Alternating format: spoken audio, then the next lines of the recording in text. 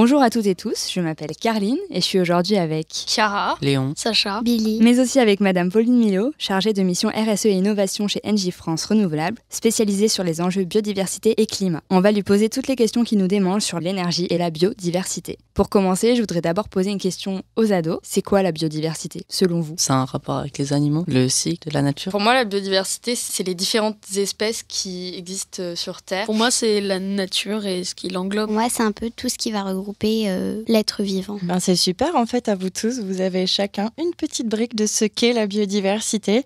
Alors Chiara t'a dit que la biodiversité c'était une liste d'espèces. En fait c'est un peu plus subtil que ça. La biodiversité c'est certes une liste d'espèces, c'est toutes les espèces différentes qui peuplent la planète, mais c'est aussi l'ensemble des habitats dans lesquels ils vivent. On appelle ça des écosystèmes. Et pour terminer la définition de la biodiversité, en fait quand on prend les espèces, quand on prend les habitats, il faut rajouter aussi toutes les interactions qu'il peut y avoir entre les différentes espèces, entre les différents individus qui constituent ces espèces, et entre ces individus, ces espèces et l'environnement. Et là, vous avez les 3 piliers de la biodiversité. C'est peut-être un petit peu compliqué. Est-ce que vous avez des exemples d'écosystèmes ou d'espèces, par exemple, sur lesquels vous avez déjà eu une vision, peut-être un voyage que vous avez fait, peut-être entendu à l'école aussi, qui pourrait aider à donner des exemples? Un exemple d'espèce, par exemple, quand tu te promènes dans Paris, qu'est-ce que tu vois? Des pigeons. Ouais, ok. Mais ça marche. T'as une espèce et t'as un habitat, la ville. Quelles interactions il peut y avoir entre un pigeon et la ville? Les pigeons qui ramassent les miettes par terre, des humains qui disent que les pigeons ils font chier parce qu'ils sont au-dessus des voitures, je sais pas. C'est parfait, tu as mentionné différents types d'interactions, justement. Les pigeons qui se nourrissent dans leur habitat qui est la ville et qui rentrent en interaction avec une espèce en plus qui est cette fois l'espèce humaine qui est nous. Et nous, on a un statut un peu particulier en tant qu'espèce sur la planète. Est-ce que vous avez des idées de pourquoi l'espèce humaine est un peu particulière? Parce qu'on est civilisé. Ouais, ok, civilisé. Il n'y a pas vraiment d'espèces qui nous ressemblent, qui sont comme nous, égales. Je sais pas, par exemple, un loup et un chien, ils pensent à peu près de la même manière, je sais pas, mais il n'y a pas un homme et une autre espèce qui pensent de la même manière que l'homme, je pense. C'est hyper intéressant en fait, parce que déjà Billy t'a parlé de civilisation. C'est vrai que quand on regarde à l'échelle d'une espèce, chaque espèce a son organisation qui est propre, son moyen de communication, son moyen d'interagir avec ses congénères, de se reproduire. Nous, c'est vrai que notre mode de reproduction, d'interaction avec nos congénères sont différents de celles qu'on peut rencontrer chez les chiens, les loups ou chez les pigeons. Mais on a un statut un peu particulier parce que, je sais pas, vous avez dû certainement vous en rendre compte, mais on est quand même... Est-ce qu'on a des prédateurs? Est-ce qu'on est mangé par d'autres espèces? Non, pas vraiment. En fait, on est en haut de la chaîne alimentaire. Ça me va très bien. En haut de la chaîne alimentaire, on pourrait être, si on emploie des termes un petit peu de biologie, un super prédateur, parce qu'on va venir imposer notre mode de fonctionnement, nos actions à la biodiversité. Et quand je dis ça, il faut bien se souvenir que la biodiversité, elle a ces 3 piliers, le côté écosystème, habitat, les espèces et les individus. Et en fait, nous, par notre action, on va venir modeler les différents habitats. C'est vrai que quand on construit des routes, par exemple, on est obligé de modifier un petit peu l'habitat qui est initialement présent. Quand on veut cultiver le blé, les pommes de terre ou tout ce qu'on mange au quotidien, quand on veut élever les animaux aussi qu'on va manger, on va devoir modeler ou en tout cas développer de l'agriculture sur un terrain qui n'était peut-être pas forcément de l'agriculture avant. Bref, là où je veux en venir, c'est que l'homme modifie profondément les paysages et les habitats. Et toutes les actions que l'homme va avoir, en particulier sur ces habitats, elles vont se répercuter au niveau des espèces. Alors on pense intuitivement aux espèces animales, mais il y a aussi toutes les espèces végétales et tous les micro-organismes qui constituent aussi la biodiversité qu'on a tendance à oublier, comme les bactéries, les champignons, les virus, qui peuplent aussi notre planète. Et c'est ça qui fait qu'on est un petit peu différent et qu'on a un statut particulier par rapport à d'autres espèces. Vous aviez déjà réfléchi à ça?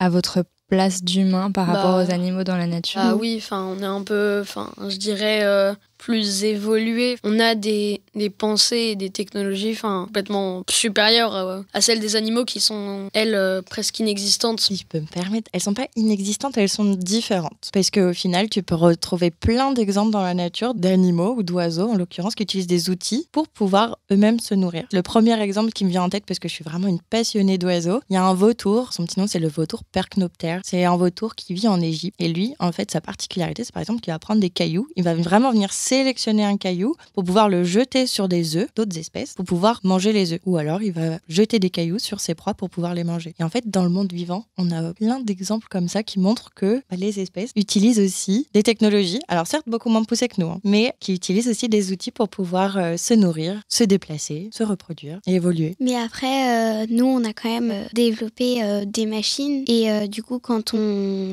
détruit un peu l'habitation d'animaux, etc., du coup, eux, les animaux, je sais pas, mais ils ont pas des machines qui vont venir raser nos habitations. Exactement. Ça, c'est vraiment notre spécificité. Ça rejoint ce que vous disiez tout à l'heure sur la place de l'homme dans la chaîne alimentaire ou dans la biodiversité aussi. Est-ce que vous savez, c'est hyper compliqué là ce que je vais poser comme question, pourquoi on a développé toutes ces machines ? Pour nous faciliter la vie. Pour évoluer dans nos envies et nos besoins. J'aime beaucoup le terme évoluer parce que initialement, est-ce qu'on ressemblait à ça ? Est-ce que on a toujours eu l'apparence qu'on a aujourd'hui ? Non. Non, on ressemblait à quoi avant ? Plus de poils, se protéger du froid parce qu'on avait moins de vêtements. On savait moins parler. On était moins évolués en termes d'intelligence. On était aussi un peu plus petits. Et on marchait pas forcément sur deux pattes. On n'était pas très à l'aise avec la marche de pied. Alors là, vous avez tous cité des étapes différentes de l'évolution, justement. Pour revenir à la question initiale, c'est vrai que l'évolution, c'est un peu ce qui nous a guidés sur la planète Terre tout au long du temps. L'espèce humaine, pour vous donner une petite idée, elle est apparue il y a quelques millions d'années, là où la biodiversité, elle, ça fait 4 milliards d'années qu'elle évolue et qui façonne notre atmosphère, notre sol, nos habitats, nos manières de vivre. Et pourquoi on a eu besoin de développer nous-mêmes une intelligence particulière, pourquoi on a eu besoin justement d'utiliser de plus en plus d'outils ou de technologies, c'est pour pouvoir évoluer et s'adapter à notre milieu. Là où, aujourd'hui, en 2022,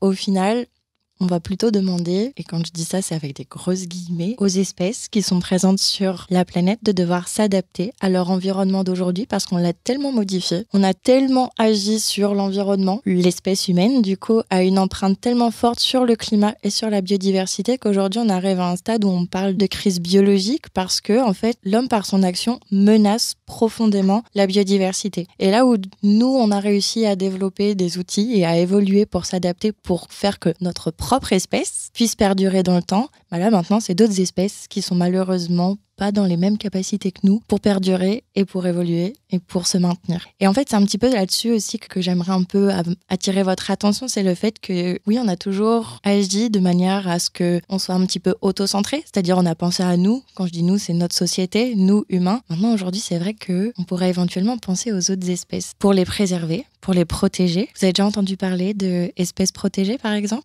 Vous avez des exemples qui vous viennent en tête ? Par exemple, des espèces qui sont en voie d'extinction, comme certains oiseaux, les pandas. Aussi, je pense que on pense à ces animaux parce que vu qu'on voit qu'ils vont sûrement disparaître et qu'en fait ils font partie de notre écosystème et de notre mode de vie. Enfin, en fait, on a besoin d'eux et du coup, vu qu'on voit qu'ils vont disparaître, on se dit que ça pourrait nous causer des problèmes, nous nuire, etc. Et du coup, on se dit, faudrait peut-être les sauver parce que sinon, c'est comme si du coup, en les laissant disparaître, au final, après, c'est nous qui allons disparaître et donc c'est un peu de l'autodestruction au final. Parce que si on casse l'équilibre de notre écosystème, y a un truc qui va plus fonctionner et donc on pourra plus continuer à vivre normalement. Voilà, je crois que tu as tout dit. Est-ce que ça vous motive du coup, ou en tout cas, ça vous donne envie de les protéger, ces espèces ? Moi, j'aimerais bien, mais je sais pas trop comment faire, quoi. Je sais, il faut pas polluer, tout ça, mais sinon, comment les aider directement, là, maintenant, tout de suite, je sais pas trop comment faire. Est-ce que certains ont des idées du coup ? Moi, j'ai pas envie de me sentir responsable de la disparition de certaines espèces, mais je pense que surtout le monde il est régi par l'argent aujourd'hui, et que si on donne de l'argent à des associations pour aider des animaux, ils pourront être aidés. Enfin, je pense, si l'argent il n'est pas détourné. C'est une bonne idée, en effet, pouvoir se rapprocher du coup d'organismes ou d'associations qui sont spécialisées pour la protection de ces espèces. Mais du coup, vous, en tant qu'adolescent, est-ce que éventuellement vous vous sentez légitime d'agir au quotidien ? Alors, on parle d'espèces protégées là, mais au final, toute la biodiversité est menacée aujourd'hui. On a du mal à le croire, mais même les pigeons peuvent être en danger dans certaines régions. C'est vrai que nous, au quotidien, quand on agit, quand on vit, quand on se déplace, quand on mange, quand on va voir ses amis, on n'a pas une empreinte qui est neutre sur l'environnement. Et du fait de notre mode de vie, je ne dis pas que c'est vous en particulier, ni moi, ni les personnes qui sont dans la pièce, mais on va émettre ce qu'on appelle des gaz à effet de serre. Est-ce que tout le monde est à l'aise du coup avec cette notion de gaz à effet de serre ou pas ? Oui. Je pense que ce serait bien de redéfinir peut-être. Un petit peu. En fait, les gaz à effet de serre, c'est des microparticules, c'est du gaz, comme l'oxygène, comme le méthane, qui vont partir, qui vont être émis dans l'atmosphère, dans l'air qu'on respire, et qui vont profondément modifier, en l'occurrence, le climat. Modifier la température qui nous entoure, modifier les conditions physiques et chimiques de l'eau, du sol. Et là où je veux en venir, c'est que le climat, il est intimement lié à la biodiversité. Parce que la biodiversité, la fraction vivante de la biodiversité de la nature, donc, utilise du coup les éléments naturels comme l'eau, comme l'air, pour vivre. Et nous, en tant qu'humains, parce qu'on a une empreinte sur le climat, une empreinte négative, du coup, ce qu'on va émettre de plus en plus de gaz à effet de serre, on va modifier les conditions physiques et chimiques des habitats des espèces. Et du coup, si on refait le lien avec ce qu'on disait un petit peu plus tôt, on va du coup venir modifier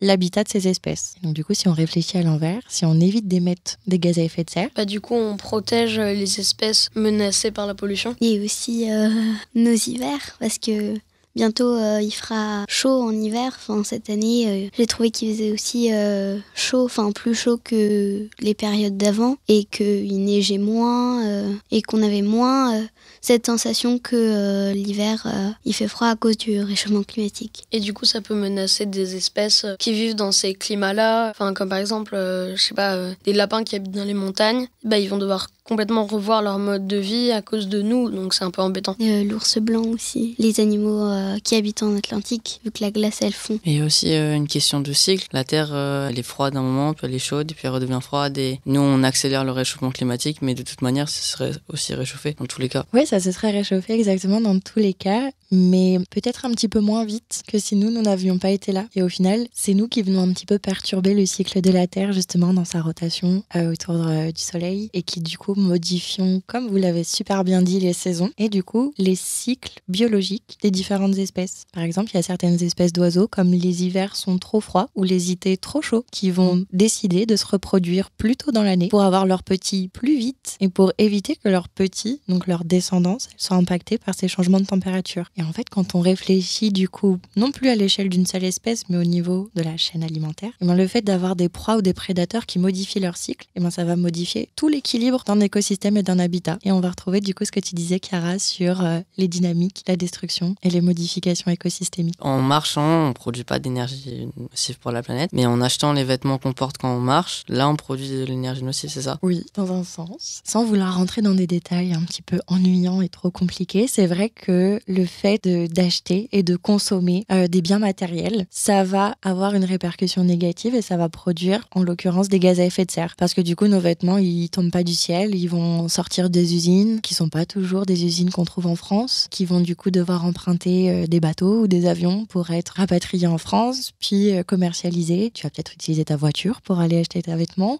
Au final, quand on regarde sur tout le cycle de vie d'un vêtement ou d'un bien, là en effet, on va consommer ou en tout cas utiliser de l'énergie pour pouvoir vivre. Quand vous branchez votre téléphone sur une prise, elle sort d'où l'énergie? Ça dépend, ça peut venir de centrales électriques qui sont alimentées par des éoliennes, des panneaux solaires ou par du nucléaire ou d'autres énergies fossiles. Il y a plein de moyens pour faire de l'énergie. Est-ce que tu arriverais à me dire, ça c'est des énergies d'une catégorie et à côté on a une autre catégorie d'énergie? Le nucléaire, le pétrole, le gaz, c'est des énergies fossiles qui abîment la planète et qui se réapprovisionnent pas assez vite pour nos besoins. Et il y a l'énergie naturelle comme utilisée par le vent avec les éoliennes, avec les panneaux solaires et avec les roues dans l'eau hydraulique. Ce serait un peu les énergies renouvelables et les énergies non renouvelables. Exactement. Donc d'un côté, les énergies renouvelables, c'est celles qui ne sont pas dépendantes d'un stock, c'est-à-dire qu'elles se renouvellent plus vite que celles qu'on consomme. Et les énergies fossiles, tu les as super bien expliquées, c'est celles en fait qu'on va aller chercher notamment dans la croûte terrestre pour pouvoir produire de l'énergie, comme le charbon, comme le pétrole, comme le gaz. Le nucléaire, c'est un peu particulier, il est entre les deux. On le considère comme une énergie fossile, mais on peut dire que c'est une énergie fissile parce que certes, on va aller chercher de l'uranium dans la croûte terrestre, mais son taux de régénération est un petit peu différent que celle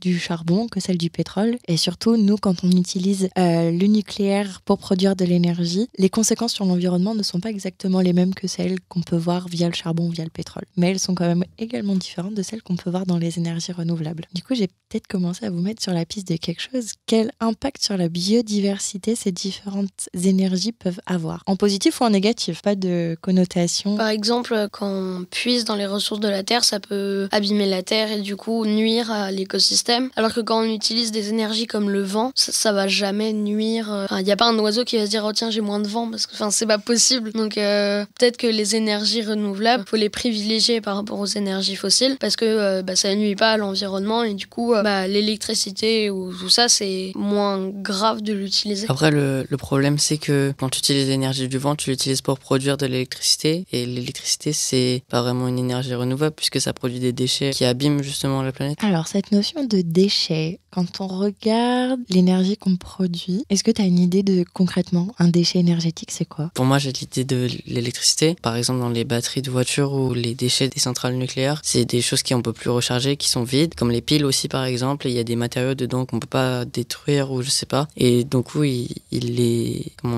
creusent une tombe. Ouais, ils les enfouissent. Ils les enfouissent, voilà, pour justement qu'on n'en parle plus, mais en fait ça abîme justement le sol et ça rend des trucs infertiles, la terre, plus rien qui pousse ou tout truc du genre. Alors c'est vrai que dans certains types de production d'énergie, on va avoir plus de déchets parce que justement on va pas réussir à gérer la ressource jusqu'au bout et que contrairement à la nature, de manière générale, les déchets que l'homme produit ne sont pas toujours utilisables par d'autres espèces. Dans la nature, je sais pas si vous avez déjà fait attention, mais généralement le déchet de quelqu'un est la ressource de quelqu'un d'autre. Dans la forêt par exemple, il n'y a pas de déchets, tout est utilisé. C'était la petite parenthèse biodiversité. Si on revient maintenant sur l'énergie, c'est vrai que nous, nos déchets, en effet, posent problème. Mais on travaille actuellement, en tout cas, sur des moyens pour recycler, par exemple, certaines installations qui nous permettent de produire de l'électricité. On va essayer de réfléchir à utiliser moins d'énergie. Et là, du coup, je me retourne un petit peu vers vous et vers toutes les personnes aussi qui nous écoutent. La meilleure énergie, c'est encore celle qu'on ne produit pas et qu'on n'utilise pas. Donc, du coup, des fois, le fait de réfléchir nous-mêmes à qu'est-ce qui, au quotidien, ne serait pas une grosse contrainte et pourrait me permettre, par exemple, d'éteindre la lumière 5 minutes de plus par jour, attendre que mon portable soit complètement déchargé pour le recharger plutôt que de le mettre sur batterie tout le temps et avoir 100% d'affiché sur son écran. Des petits gestes comme ça qui, au final, quand on se dit si tout le monde faisait ça à son échelle, vu la quantité de personnes humaines qu'on est sur Terre, on arriverait déjà à faire beaucoup, qui nous permettrait justement d'avoir un impact un peu réduit. Ça éviterait pas tout. Je dis pas le contraire, il y a plein d'autres choses à faire, mais en tout cas, c'est des petites choses comme ça que chacun peut prendre à sa main pour le faire. Peut-être pour terminer sur le recyclage, tu as quand même cité pas mal de choses, des matériaux qu'on retrouve dans les piles. Il faut savoir qu'il y en a dans les piles, il y en a dans les centrales à charbon, dans les centrales à gaz, il y en a même dans les éoliennes et dans les panneaux solaires. La différence entre les énergies fossiles et les énergies renouvelables, c'est que dans les énergies renouvelables, en l'occurrence, on arrive très très bien à recycler nos installations. Une éolienne, c'est en moyenne recyclable à 95%, un panneau solaire à 90%. Et avant d'arriver au recycler, qui est vraiment la dernière étape, on va pousser au maximum leur durée de vie. C'est-à-dire que, peut-être qu'il y a 20 ans, une éolienne, elle n'avait pas la même durée de vie ou un panneau solaire n'était pas utilisé aussi longtemps. Là, on va le réutiliser au maximum pour éviter de devoir utiliser des nouvelles ressources. Parce que si on évite d'utiliser des nouvelles ressources, ça veut dire qu'on évite d'aller creuser dans la terre pour aller chercher les minerais ou les ressources nécessaires. Et après avoir réutilisé au maximum, on va essayer de le recycler au maximum. Et du coup, au final, on arrive à une fraction qui est quand même assez faible en ce qu'on appelle véritablement déchets et qu'on est obligé malheureusement de trouver d'autres solutions pour pouvoir les réutiliser, pour pouvoir éviter de les enfouir. Pour la petite parenthèse, alors, tout ce qui n'est pas recyclé dans les énergies renouvelables, on essaye de le revaloriser d'une manière ou d'une autre. C'est-à-dire que le déchet qu'on peut avoir sur une centrale solaire ou un parc éolien par exemple, on va essayer de le revaloriser de manière énergétique. On va utiliser notre déchet pour que ça soit la ressource d'une autre centrale pour pouvoir produire de l'énergie d'une manière autrement. Moi je me demandais si à part l'énergie hydraulique, des éoliennes et du solaire, qu'est-ce qu'on pourrait utiliser d'autre pour créer de l'énergie Alors là, tu m'as cité en fait ce qu'on appelle des énergies renouvelables électriques. Mais il y a d'autres formes d'énergie renouvelable qui permettent de faire du gaz renouvelable. Et peut-être que vous en connaissez sans le savoir vraiment. Quand vous allez à la ferme, toutes les déjections par exemple des vaches, elles vont être utilisées, on va les mettre dans un méthaniseur et on va faire du biogaz avec. C'est une forme d'énergie renouvelable parce que tu as un déchet pas trop utiliser autrement, qu'on va mettre dans un méthaniseur. Dans un sens, on va produire de l'énergie. Et en fait, ce qui sort du méthaniseur et qui n'est pas de l'énergie, ça s'appelle du digestat. Et on va pouvoir le mettre sur les champs pour pouvoir remplacer les pesticides. Les déjections des vaches, ça faisait pas des trous dans la couche d'ozone, ça dégageait des gaz à effet de serre. Exactement. En fait, ça fait échapper, on va dire ça comme ça, du méthane. C'est différent du dioxyde de carbone qu'on entend beaucoup. On entend beaucoup les émissions de CO2. Ça dégage du méthane et ça participe au réchauffement climatique également. Un moyen de lutter contre ce réchauffement climatique, c'est de se dire, plutôt que de laisser les bousses de vaches à l'air libre et les faire s'accumuler, parce que forcément les agriculteurs ils vont pas laisser les étables sales, autant les utiliser pour produire du gaz qui sera beaucoup moins émetteur de méthane et de dioxyde de carbone que du gaz produit à partir de charbon par exemple. Mais est-ce que du coup avant les hommes, les vaches elles faisaient déjà des bousses qui accéléraient le réchauffement climatique? Oui, là pour le coup la vache, alors je pense que le système digestif de la vache a dû évoluer entre les hommes préhistoriques et les vaches qu'on trouve aujourd'hui et qui se retrouvent dans nos assiettes. Mais oui, les vaches ont toujours émis du méthane. La différence, c'est qu'avant, on élevait beaucoup moins de vaches. Et donc, du coup, il y avait beaucoup moins de déjections de vaches. Et du coup, beaucoup moins d'émissions de méthane dans l'atmosphère. Et là encore, on retrouve le lien entre l'homme qui a un impact aussi sur le climat et sur l'environnement. Parce que si on mangeait moins de viande, il y aurait moins d'émissions de méthane dans l'atmosphère. Peut-être moins d'élevage aussi. Pour terminer et pour conclure, est-ce que chacune, vous pourriez nous dire une petite phrase sur quelque chose qui vous a marqué pendant cette table ronde, un truc que vous allez retenir, quelque chose qui vous a étonné? Que les bousses de vache produisent du méthane. Je ne le savais pas. Moi non plus. J'allais dire ça, ils m'ont piqué mon idée. Moi, du coup, je réfléchis encore, parce que c'est moi qui ai dit l'idée. Non, je sais pas, tout était très intéressant en fait. Est-ce qu'il y a quelque chose qui vous a étonné? Non, pas tant que ça, parce que en fait, je savais qu'il se passait toutes ces choses, je savais qu'on agissait négativement sur l'écosystème, donc il n'y a rien vraiment que j'ai appris, découvert vraiment pleinement, je sais pas trop comment dire. Moi, je pensais pas qu'on produisait du biogaz. Merci beaucoup. Merci Chiara, merci Léon, merci Sacha, merci Billy et merci Pauline Milo d'avoir éclairé nos lanternes. Merci à vous. Ce podcast est un podcast de J'apprends l'énergie, produit par le studio Bloom, réalisé par Caroline de Castro et mixé par Alexandre Lormeau.